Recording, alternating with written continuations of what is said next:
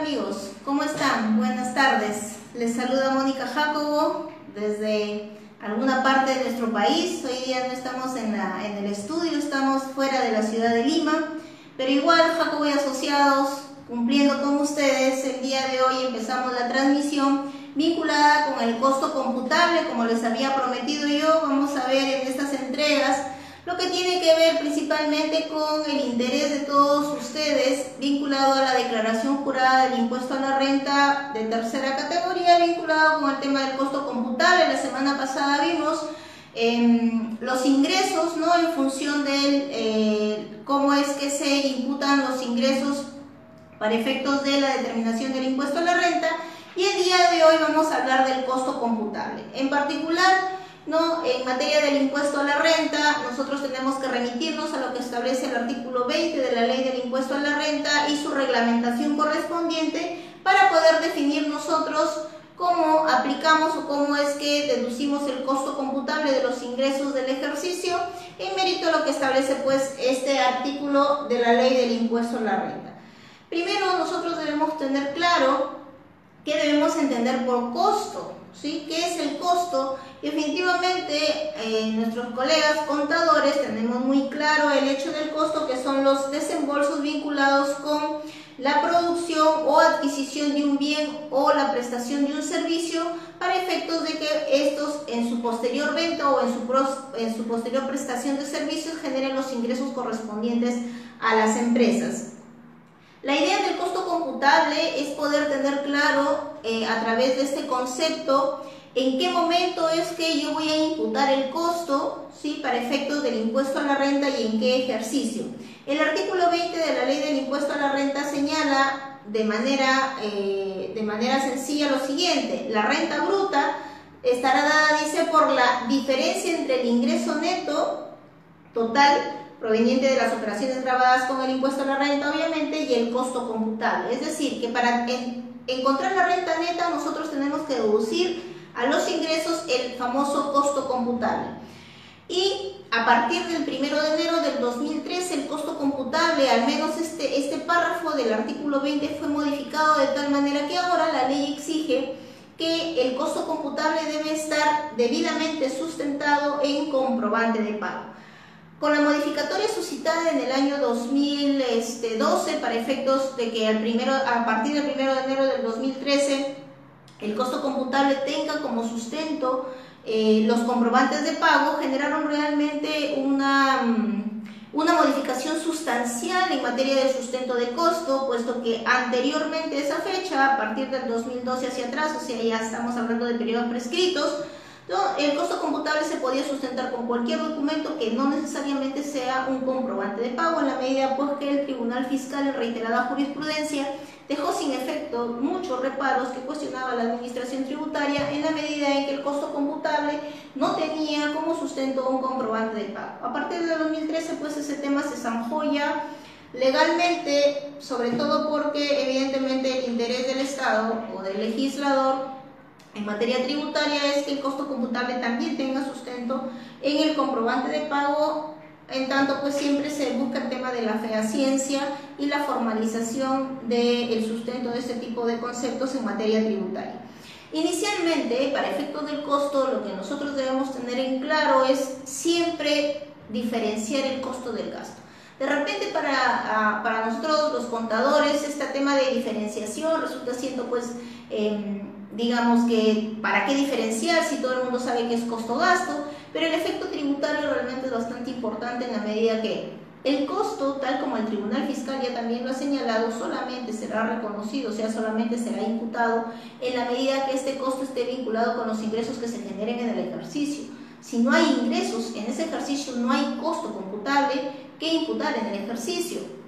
A diferencia de los gastos pues nosotros sabemos que tenemos que evaluar el cumplimiento del principio de causalidad, ¿no?, contenido en el artículo 37, y verificar pues si estos cumplen con los requerimientos legales que establece el artículo 37 o simplemente no deducirlos en la medida que pueden ser gastos prohibidos contenidos en el artículo 44 de la Ley del Impuesto a la Renta.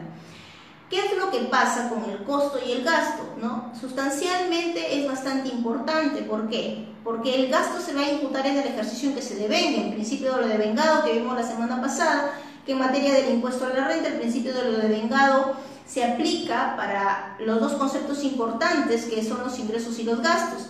Pero en materia de costo computable este principio no aplica, y no aplica de manera muy sencilla. ¿Por qué? Porque el costo computable será reconocido en la medida en que el ingreso imputado al ejercicio, o reconocido mejor dicho en el ejercicio, se realice de manera concreta en el ejercicio y consecuencia de ello se reconozca el costo computable correspondiente.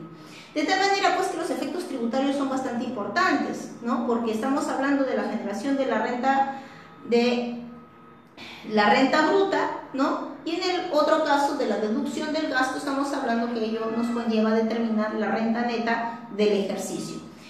La próxima sesión, que ya aportas prácticamente del inicio de las declaraciones juradas, o sea, la otra semana estaremos hablando de de gastos, ¿sí? Los gastos más importantes que tenemos en materia de deducibilidad del gasto, pero hoy día vamos a centrarnos en costo y evidentemente vamos a desarrollar algunos conceptos que también tienen que ver con el gasto.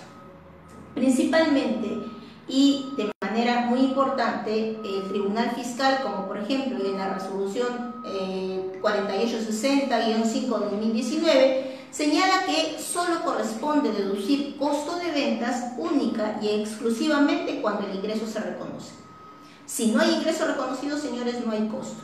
¿Y por qué nos sirve este concepto?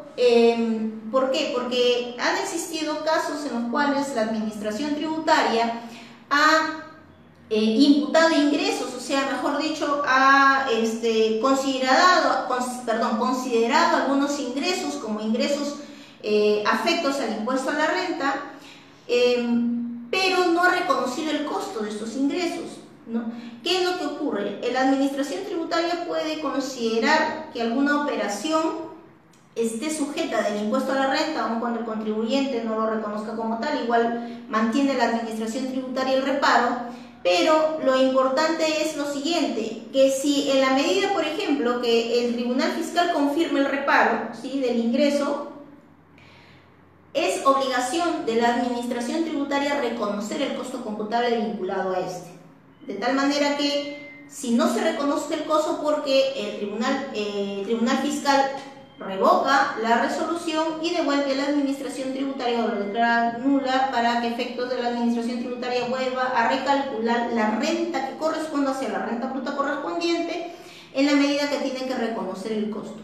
Lo importante acá es que la administración tributaria en el ejercicio de su facultad de fiscalización y adicionalmente en mérito del principio de verdad material tiene que buscar o determinar el costo computable atribuible a cualquier ingreso que considere, ¿no?, renta, que sea reconocido como renta para efectos del impuesto a la renta como ingreso, y consecuencia de ello determinar el costo. El Tribunal Fiscal, aun cuando han existido casos en los cuales la administración tributaria no ha podido determinar el costo, esto ya le corresponde al procedimiento de fiscalización y no al Tribunal Fiscal señalar cómo determinar el costo, sino a la administración tributaria, y ya dependerá de la administración tributaria cómo determine el costo. Ahora, puede trasladar esa obligación al contribuyente para que el contribuyente informe cuál es el costo de esta operación que la administración tributaria lo considera como ingreso grabado. Puede trasladarlo y solicitar que se reconozca, que se informe el costo. Sí lo podrá hacer, pero evidentemente nosotros también tenemos que sustentar ello. La administración tributaria, yo he visto algunos casos en los cuales la administración tributaria, pero la contabilidad no me facilita determinar el costo. Sí, pero eso no es problema ni del contribuyente ni del Tribunal Fiscal. Será la administración tributaria que vea la forma de reconocer el costo y como consecuencia de ello, evidentemente, determinar la renta bruta, ¿ok? La renta bruta. Y sobre ello ya determinar la renta neta que corresponda y recién ahí aplicar. Recordemos nosotros que el impuesto a la renta es un impuesto que se grava sobre las utilidades, las ganancias, ¿no?, la plusvalía. No se aplica sobre ingresos que se reconozcan directamente como renta neta, salvo que se aplique una presunción que establezca la ley y que señale que directamente los ingresos que se determinen constituyen renta neta, que en este caso que estamos hablando principalmente de presunciones. más no de casos en los cuales se considera determinaciones sobre base cierta. En casos de base presunta posiblemente, pero en base cierta no, hay que reconocer el costo. Otro de los temas vinculados con los costos es el aspecto formal. El aspecto formal en materia de costos, la ley del impuesto a la renta en su reglamento en su artículo 35 en particular, nos establece los requerimientos formales, ¿no?, en materia de la contabilidad de costos. Solamente para recordarles que aquellos que tienen ingresos brutos anuales superiores a 1.500 UITs tendrán que llevar un sistema de contabilidad de costos que incluye registro de costos, inventario permanente de unidades físicas y registro de inventario permanente. ¿Por qué les cito este tema en materia de contabilidad de costos? Porque sabemos nosotros que si es que tiene ingresos brutos anuales mayores a 500 UIT, menores a 1.500 UIT, estaremos hablando solamente de registro de inventario permanente de unidades, y si son menores a 500 UIT estaremos hablando de un inventario físico solamente el 31 de enero. ¿Por qué hablo sobre el tema de contabilidad de costos? Es un tema meramente formal, pero importante. ¿Por qué? Porque la administración tributaria, cuando realiza las fiscalizaciones, suele, ¿no?, requerir a la administración tributaria, requerir al contribuyente la contabilidad de costos respectivos, o sea, los registros que sustenten, ¿no?, la contabilidad de costos vinculado con estas exigencias formales del artículo 35 del reglamento del impuesto a la renta.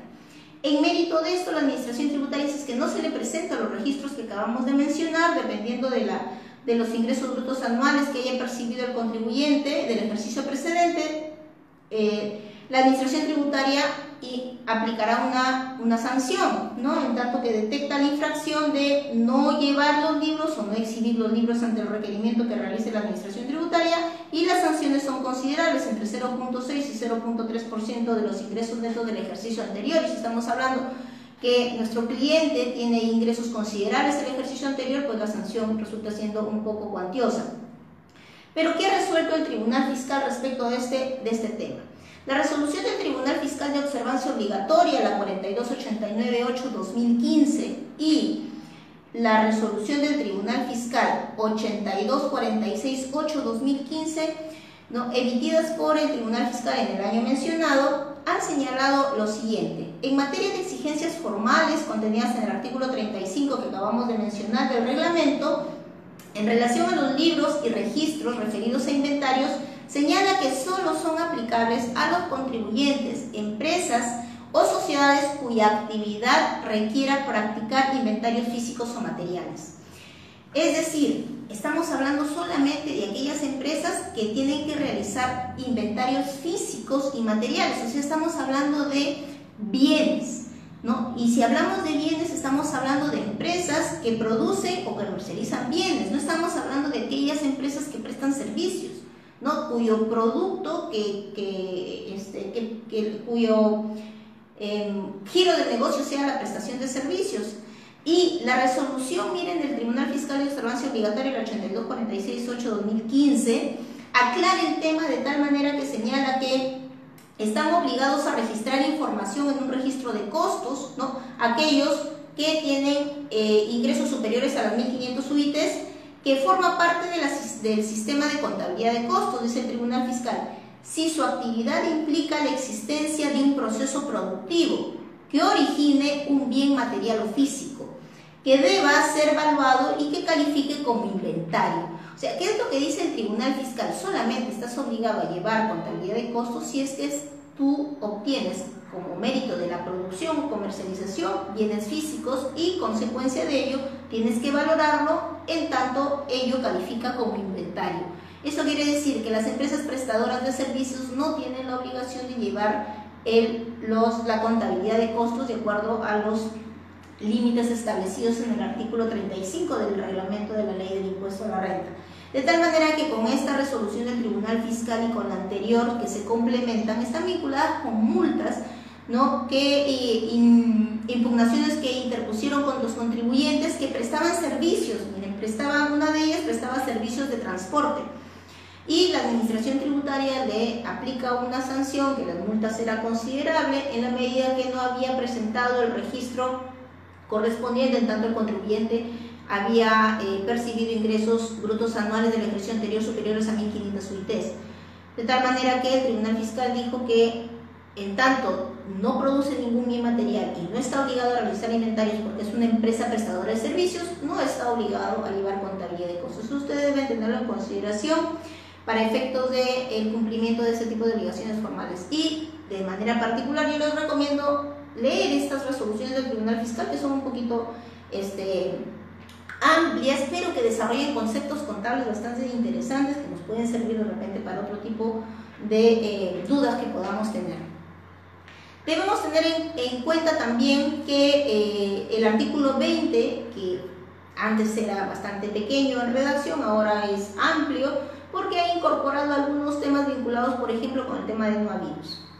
Dice el artículo 20 que no será deducible el costo computable, ¿no?, en tanto que se sustente con comprobantes de pago emitidos por contribuyentes que a la fecha de emisión del comprobante de pago tengan la condición de no habido, ¿no? Y nuevamente el tema de los no habidos. Recordemos que en materia la condición de no habido de los contribuyentes siempre me genera consecuencias tributarias negativas, tanto para los que adquieren bienes, ¿no?, o solicitan prestación de servicios a contribuyentes que están en esta condición.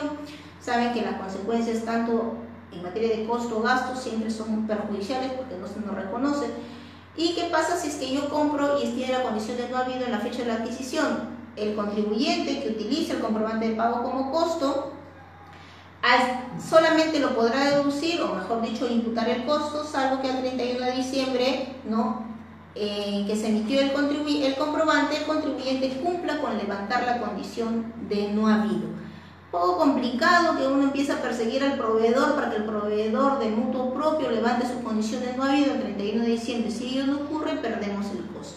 Entonces hay que tener cuidado con las adquisiciones a los contribuyentes cuya condición son de no habido, y si es así, hay que tomar las provisiones del caso del 31 de diciembre, ¿no? O sea, si no ha sido para el año pasado, por lo menos tengan cuidado para este año. La SUNAT, y la otra condición es que la SUNAT le haya notificado la baja de su inscripción en el REP. O sea, para aquellos contribuyentes que tienen baja de SUNAT, ¿no?, el comprobante de pago tampoco será deducible o tampoco será considerado para el costo computable. No será aplicable, o sea, no se necesitará comprobante de pago, ¿sí?, en tanto quien sea enajenante, o sea, quien vende el bien, sea un perceptor de rentas de segunda categoría por la enajenación del bien. Ejemplo, en los casos en que las personas naturales perceptoras de renta de segunda categoría por la venta de un inmueble no están obligados a emitir comprobante de pago, ¿ok? El artículo 20 señala ello. Por ejemplo, una persona natural, ¿sí?, vende el inmueble y le vende a una persona jurídica, ¿no?, perceptora de renta de tercera categoría, le vende el inmueble y lo que será suficiente para sustentar esta transferencia será evidentemente la escritura pública de transferencia del bien inmueble. Se puede solicitar un comprobante de pago al perceptor de renta de tercera categoría, es decir, a la persona que me está vendiendo el inmueble. Las normas no prohíben que el perceptor de renta de segunda categoría emita un comprobante de pago. Ojo, no está obligado, pero tampoco está prohibido de hacerlo. Siendo ello así, y la Constitución permite a los contribuyentes en lo que no está prohibido poder hacerlo, puede el sujeto, la persona natural, perceptora de renta de segunda categoría, pedir a SUNAT la autorización de emisión de comprobantes de pago y podrá emitir una boleta a nombre de la persona jurídica que le está comprando el inmueble y después dar de baja esos comprobantes. Nada lo restringe, pero tampoco es obligatorio. Pero sí he tenido conocimiento de operaciones importantes en las cuales las empresas que adquieren bienes inmuebles, sobre todo para aquellos que construyen, no de manera de los temas de la venta de lotes, por ejemplo, las empresas constructoras, ¿no?, para el tema de habilitaciones urbanas, para asegurarse y curarse curarse con el tema de los comprobantes, le exigen a la persona natural comprobante de pago. ¿Lo puede hacer? Sí lo puede hacer, ¿ok? Según el reglamento de comprobantes de pago, no sea obligatoria su emisión. El reglamento de comprobantes de pago, si ustedes revisan, existen algunas operaciones ahí detalladas, son un número bastante importante de operaciones en las cuales no se requiere la emisión del comprobante de pago. Como ahí se señala que no hay obligatoriedad, entonces, si es que yo sustento un costo computable de una de esas operaciones, evidentemente no tendré por qué sustentarlo con comprobante de pago. Puede ser el tema, por ejemplo, en el caso de las operaciones no habituales, el artículo, para ello hay que tramitarlo con el formulario 820 ante SUNAT y sustentar este tema de esta adquisición como una operación no habitual. Transferencia de bienes por muerte, anticipo de legítima también. En el caso de los directores de empresas, albaceas, síndicos, gestores, mandatarios, recuerden ahí que tampoco hay obligatoriedad de emisión de comprobante de pago. Entonces, la ley del impuesto a la renta te permite, te da esa posibilidad. Tampoco será necesario el comprobante de pago en el caso del costo computable cuando, de conformidad al artículo 37 de la ley del impuesto a la renta, esto es gastos, se permite la sustentación del gasto con otros documentos. Por ejemplo, en el caso de remuneraciones, ¿cómo sustento yo las remuneraciones? Con la planilla, ¿verdad? En el caso de depreciación, con el registro de la depreciación en los libros contables de la empresa. Y ahora, por ejemplo, acá hay un tema bien importante. En materia de depreciación hay una exigencia legal en materia de gasto, ¿sí? En materia de gasto, ¿no? Y evidentemente también para sustentar el costo, que la depreciación se exige que esté anotada en los registros contables de la empresa para que sea deducible para efectos del impuesto a la renta. Esta exigencia legal, que es meramente formal de anotación en los registros, tenemos la pregunta nosotros si es que esta anotación estamos hablando de la anotación en el libro diario, o es suficiente el cálculo de la depreciación en el registro de activo fijo. Hay un informe de SUNAT, no sé si lo tengo acá, bueno, no lo tengo a la mano. Hay un informe de SUNAT que señala que el registro de activo fijo es un registro tributario, lo dice SUNAT, que no es un registro contable, de tal manera pues que el cálculo y la anotación de la depreciación del registro de activo fijo no corresponde, dice SUNAT, a la exigencia legal de la anotación en los libros contables para efectos de la deducibilidad de la depreciación. Cuestionable el tema, puede ser, pero existe un informe, desde mi punto de vista, ya les he dicho que en materia de informes de SUNAT, yo siempre suelo tener mucho cuidado, puesto que en primer lugar no son jurisprudencia ni son base legal alguna, ¿okay? Pero sí son referentes de la posición institucional de la administración tributaria, y si nosotros no estamos de acuerdo, pues tenemos la vía de la impugnación en reclamos, que ya sabemos que vamos a perder, pero ante el Tribunal Fiscal la posibilidad de poder impugnar estos temas en los cuales informes de SUNAT o posiblemente sean contrarios a nuestra posición y que técnicamente se pueden sustentar evidentemente. La posición de la administración siempre va a ser la misma, puesto que los funcionarios de la administración están obligados a observar sus informes, ¿ok? Aunque estos evidentemente no tienen mérito de jurisprudencia, ni de base legal, ni nada por el estilo. Por ejemplo, el tema de la movilidad local, pues también se sustenta evidentemente con la planilla de movilidad, ¿no? Que todos sabemos. Las mermas en materia de gastos, el artículo 36 señala que requiere el famoso informe técnico, ¿no? Y en informes técnicos, cuando veamos nosotros gastos, vamos a ver que los informes técnicos, ¿cuáles son los informes técnicos? Nos piden profesionales competentes, ¿no? Pero en materia de informes, la pregunta es, ¿la administración tributaria está en la capacidad de cuestionar los informes técnicos que sustentan las mermas? ¿No? Recordemos nosotros que en materia de informes técnicos, quienes hacen los informes son los peritos especialistas en el tema en que se sustente la merma. Puede ser, por ejemplo, en el caso de los que fabrican ladrillos, los ingenieros de repente civiles, ¿sí? En el caso de las empresas agrícolas, los ingenieros sanitarios o los ingenieros agrónomos que ven el tema de las mermas de los bienes que se producen como consecuencia de la actividad agrícola.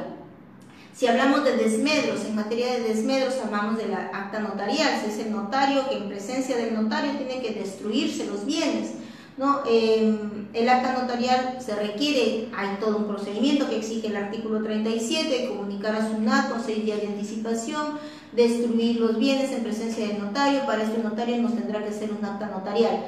El problema es, por ejemplo, las empresas agrícolas que por disposiciones de SENASA tienen que destruir los bienes que han sido contaminados o que ya no son de consumo humano, de repente las 24 horas en que estos bienes ya no están disponibles para su consumo o tienen que ser destruidos porque han sido contaminados con alguna plaga. Requerimientos de salubridad que se cruzan o se contraponen a las exigencias tributarias, ¿no? Entonces, ese tipo de cosas, por ejemplo, se tienen que equiparar con las normas tributarias, puesto que no se les permite a las empresas agrícolas este tipo de desmedros en tanto no se cumpla con estas formalidades que la ley exige. Bueno, en materia de costo computable tampoco no será necesario el comprobante de pago en los casos también de los recibos por arrendamiento o subarrendamiento, ¿no? En el caso de las rentas de primera categoría, documentos emitidos por la Iglesia Católica, boletos emitidos por servicio de transporte terrestre urbano, ferroviario y entre otros. El reglamento de comprobantes de pago tiene una serie de operaciones que no exige la emisión del comprobante de pago respectivo, de tal manera que el costo computable permite, ¿no?, y recoge esa normativa para efectos del sustento del costo. Ahora, el artículo 20 de la Ley del Impuesto a la Renta también señala que en materia de costo computable se debe de hablar de tener en cuenta que puede ser el costo de producción, el costo de adquisición, el costo de construcción, el de ingreso al patrimonio, el valor del último inventario determinado conforme a ley, más los costos posteriores que no incluyen intereses. Importantes estos conceptos, ¿por qué? Porque en materia de costos nosotros tenemos que estar hablando cuándo se aplica cada uno de ellos. El reglamento establece cuándo es que se aplica el costo de adquisición, cuándo el de producción, de construcción, ingreso al patrimonio y el último valor del inventario determinado conforme a ley. Cada uno de ellos tiene una situación especial que debe de ser utilizada dependiendo de lo que señale el reglamento. Ahora, ¿qué incluye, por ejemplo, el primer concepto, el costo de adquisición? El costo de adquisición incluye la contraprestación pagada, ¿sí?, del bien adquirido. ¿Qué más incluye? Incluye todos los costos incurridos como consecuencia de la compra. ¿Qué significa eso? Fletes, seguros, gastos notariales, de despacho, aduaneros, montaje, comisiones y todo lo que sea necesario para poner en uso el bien adquirido, el uso o para la venta del bien adquirido. Todos los gastos necesarios para colocar los bienes en condición de uso. Eso es lo que exige y es lo que señala el reglamento en los casos del costo de adquisición. ¿Sí? Para materia el tema del costo de adquisición se incluirán todos estos costos adicionales y se reconocerán como costo computable en la medida que el bien sea vendido. ¿Okay? Eso ya lo tenemos claro. ¿Qué debemos entender por el costo de producción? El costo de producción, ¿no?, es el costo de producción o de construcción. ¿Qué incluye? Incluye materiales directos, mano de obra y los costos indirectos de fabricación. Conceptos generales, básicos de costos, señores, ¿no? En materia de costos, colegas, ustedes saben que hay que considerar esos tres elementos importantes del costo, y el método de costeo depende ya de cada contador cómo es que lleva el método de costeo. Lo importante aquí es que combinados estos elementos, tanto los materiales, la mano de obra y los costos indirectos, estos estén en la condición de ser sustentados ante la administración tributaria. El requerimiento de la contabilidad de costos exige que el contribuyente, ante el requerimiento de la administración tributaria, su contabilidad sustente de manera debida el costo declarado, el costo computable declarado, de tal manera que el control del costo es importante. Sí, pero hay algunos que me dicen, sí, pero no estoy obligado a llevar una contabilidad de costos, no solamente de inventarios.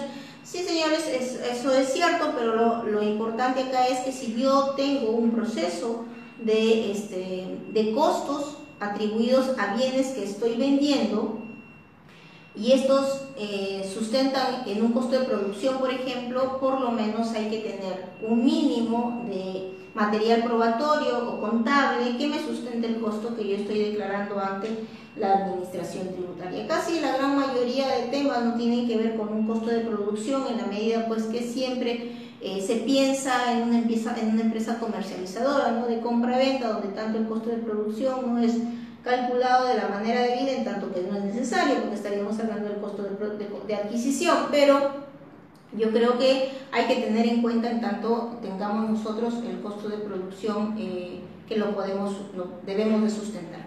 El otro tema que es también que para efectos de las existencias hay que tener en cuenta los métodos de evaluación de existencias. ¿Okay? ¿Por qué? Porque tanto sean como costo de adquisición, ¿no?, de las existencias compradas para vender, o que sean aquellos bienes que son los bienes utilizados en la producción o en la construcción. Nosotros tenemos que evaluar esos bienes, y esos bienes evaluados solamente permiten que se utilicen 5 métodos de evaluación de existencias, y ahí estamos: el método PEPS, el de primeras entradas, primeras salidas; el ponderado o móvil, que es el que más se usa; el ponderado diario, generalmente el diario; identificación específica, inventario de detalle, existencias básicas. El que más se usa es el ponderado, ¿no? El promedio, ¿no?, es el que se usa más, y es el más recomendable realmente, ¿no? El otro, el de primeras entradas, primeras salidas, es más complicado de llevar, pero ese es el más recomendable. Ahora, eso no significa que estos sean los únicos métodos, son los aceptados tributariamente. Recordemos nosotros que esto es tributario y no necesariamente limita el hecho de que el contribuyente pueda aplicar otros métodos de evaluación de existencias, siempre y cuando, pues, evidentemente, que al final del ejercicio se hagan todos los cálculos necesarios para que las diferencias temporales o permanentes se clarifiquen y se hagan las deducciones o adiciones correspondientes. Ahora, el valor del ingreso al patrimonio, ¿cuál es él? El valor de ingreso es el valor que corresponde al valor de mercado de acuerdo a lo establecido en la ley. ¿Se aplicará en qué casos? Cuando el bien ha sido adquirido por el contribuyente de terceros a título gratuito o a precio no determinado. Cuando el bien ha sido adquirido con motivo de una reorganización de empresas. Miren que esos supuestos que plantean son supuestos específicos, no cualquiera, no en cualquier momento, no ante cualquier situación yo puedo optar por el valor del ingreso al patrimonio. Solamente en esos 2 casos específicos, cuando son adquiridos de terceros a título gratuito no determinado, cuando hay una reorganización de empresas. Por eso es que yo les decía que en materia de costo computable, la ley y el reglamento establece los supuestos específicos en los cuales yo voy a aplicar cualquiera de estas valorizaciones para efectos del costo.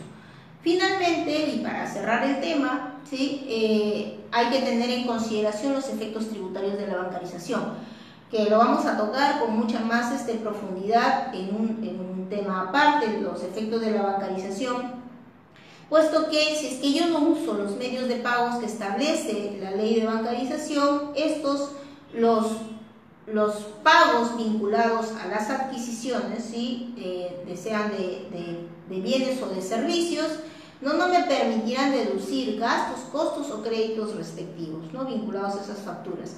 Eso es importante tener en claro. ¿Por qué? Porque en materia de bancarización es el caballito de batalla de la administración tributaria, en tanto que observar bancarización es lo más fácil que existe, ¿no? Mientras yo no tenga la bancarización, mientras, por ejemplo, yo tengo un voucher de bancarización donde involucro varias facturas, hay que identificar cuáles son las facturas que son materia de bancarización. Hay que identificar también los montos de pagos a cuenta que se realizan algunas facturas, porque a veces se depositan montos y corresponden a montos parciales de facturas. También hay que tener en consideración que estos vouchers de bancarización tienen que ser nítidos, claros, ¿no?, que no permitan ninguna duda por parte del auditor. Recomendable siempre, y de repente parece reiterativo y tonto decirlo, pero saquen copias porque esos vouchers se borran.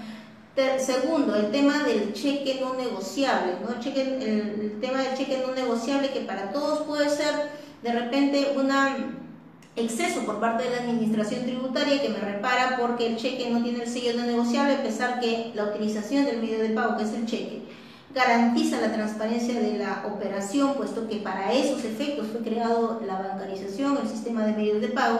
Aún así, los reparos, porque no tienen el sello de no negociable, se han dado en gran cantidad de operaciones, señores, y lo más lamentable es que el Tribunal Fiscal lo confirma. Es un tema formal absurdo que ya ha sido superado recientemente con la publicación de una ley en la cual se modifica la ley de bancarización en ese extremo y ya no exige para los cheques el famoso sello del no negociable. Aún esa ley, que ha sido publicada hace unas semanas, va a ser aplicable a partir de septiembre de este año, porque tiene un periodo de vigencia futura a partir de septiembre, ¿no?, a partir del 1 de septiembre de este año, pero ya tenemos la ley que nos ampara el hecho de que ya no vamos a usar los cheques con el famoso sello de no negociable. Ahorita todavía no, señores, todavía usen el sello, pero aquellos que no tienen el sello, señores, tenemos un problema ahí con la deducibilidad del costo y del gasto. Bueno, señores, espero que esta exposición un poco rápida fuera de la ciudad de Lima, en alguna parte del Perú, para todos ustedes les haya servido para que puedan tener en claro algunos conceptos importantes en materia de la declaración jurada del impuesto a la renta, y esta exposición realmente sirve para cualquier año, en tanto la ley no se modifique. Bueno, Jacobo y Asociados, siempre cumpliendo con ustedes en la transmisión en vivo. Los esperamos el próximo lunes, de igual manera, de 6 a 7 de la noche. De repente la próxima transmisión vamos a hacer una transmisión un poco más larga, en la medida que vamos a hablar de un tema que tiene para hablar pues mucho tiempo, que es el tema de gastos. No, ya saben ustedes, si nos necesitan y nos quieren contactar al 94211-5989 o contáctenos por el inbox, ¿sí? en nuestro fanpage Jacobo y Asociados Asesores Tributarios, o a mi Facebook, Mónica Jacobo Guerrero. Disculpen, la tecnología me altera. Pero ahí estamos, señores, ahí estamos con ustedes. Cualquier consulta, no duden en buscarnos, y aquí estamos para atenderlos siempre. Muy buenas noches y una muy buena semana. Hasta luego.